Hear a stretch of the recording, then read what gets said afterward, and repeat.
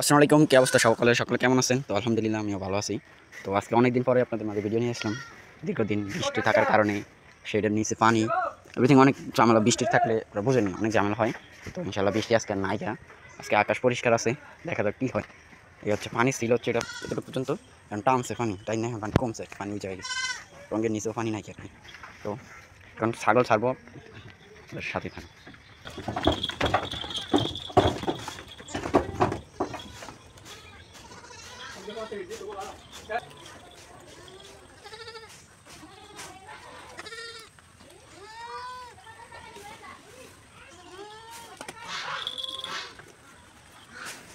আসলে বেশি বাউক হয়ে গেছে, পানির গাছ ছিল তো অবস্থার মধ্যে ছিল, ওই জন্য খাইতে হইতেছে।